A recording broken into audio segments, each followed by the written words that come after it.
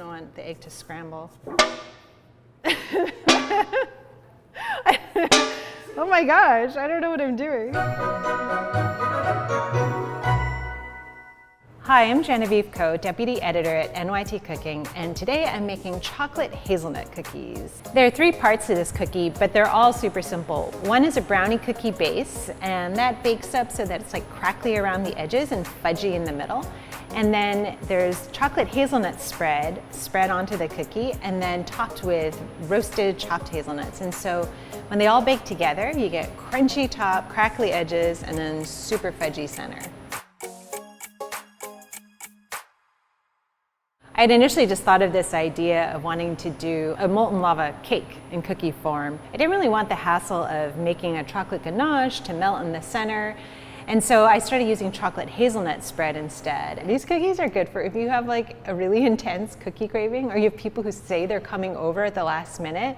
You can get them done super fast. The very first step is to melt the chocolate. And I always like to melt chocolate in a bowl set over a saucepan because chocolate can scorch and it can burn. So when I'm melting chocolate for cookies like this, I totally don't bother to chop it. Chopping chocolate is sort of a huge hassle. I just break the bar. And actually, you don't even have to break the bar. You can totally just stick the whole bar in there.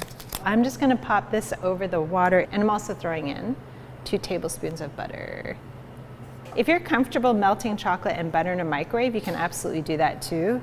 Once I see that this is all melted, I'm just gonna move it here so that it can cool down just a little bit. I actually stir salt into the chocolate. So either way, you're gonna get salt in the cookies, but I found that stirring the salt into the chocolate actually did give it an even better flavor than stirring the salt into the dry ingredients, into the flour, or whisking the salt with the egg and sugar.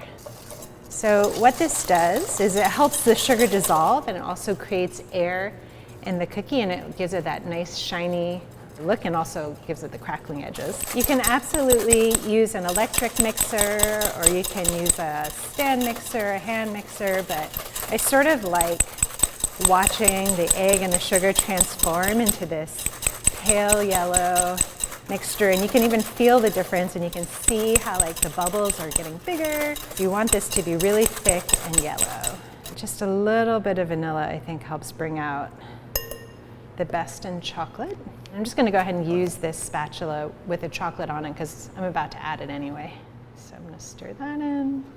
You don't want it to be super cool. You just want it to not be crazy hot because you don't want to cook the egg at all. You don't want the egg to scramble. The sugar hasn't fully dissolved, but mostly dissolved, and when the chocolate's a bit warm, it helps it dissolve even a little more. When I'm scooping from a fresh bag, I just actually stick a clean whisk right in there just to loosen it up because you don't want to add more flour than you should. So you can see, look how dense it is. It's like stuck in the thing.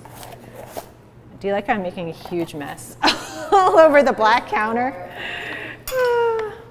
So we have a 1/4 cup here. As gently as possible, get it incorporated. I don't want to have to stir the flour in so much that it makes the cookies tough. We're going to now portion the dough. We want to do it while the dough or batter, it almost looks more like batter, is still a little soft. I just want about tablespoons of dough. This is super messy right now here.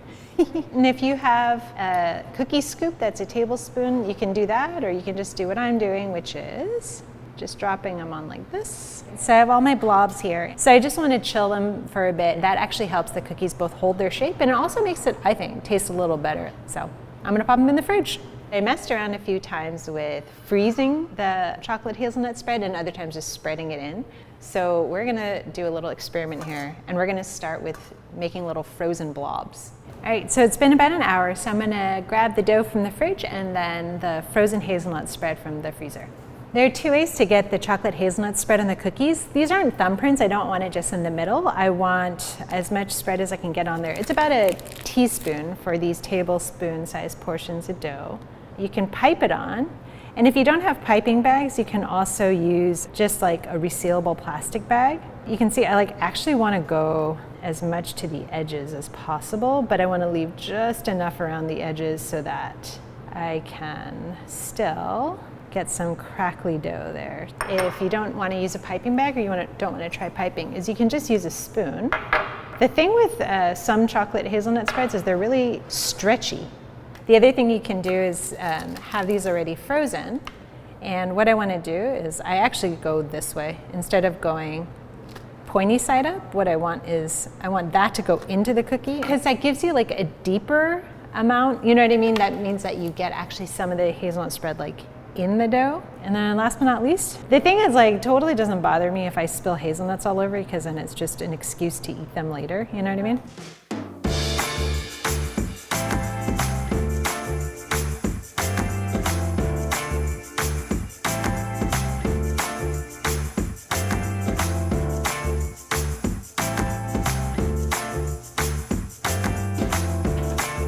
This is perfect. It's just what I was looking for. They have these nice crackly edges. The way that I know the cookies are just cool enough to start eating is if I can pick it up.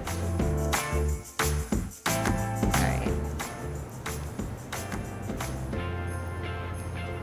right. I took too big a bite. Can you tell? I'm trying really hard to get these words out. Especially when it's warm, it really does actually taste like a lava cake. The edge of the cookie is like the edge of a brownie. And then when you get to where the chocolate hazelnut spread is, it's like creamy, and the crunch, I just like love the crunch of the hazelnuts. If you hand me a cookie tray, I'm like, where's the one with chocolate? It's almost like, it's not even a conscious thing, it's just this instinctive like chocolate. I'm so excited for all of the Cookie Week cookies. Oh my gosh, what is coming? Christine! Oh my gosh. This is amazing. I'm like tearing up. Oh man, I've tasted them like in my mind when people were sending their ideas and when I was reading the recipes for editing, but I haven't tasted them. They look so gorgeous and delicious, and this feels so special. I gotta tell you, I love baking cookies so much, and I love giving cookies away so much, but like to receive something, I'm always like, it's more delicious for it, like it really is. It's tastier for it. So I hope you guys have a lot of fun baking them this season. Happy holidays.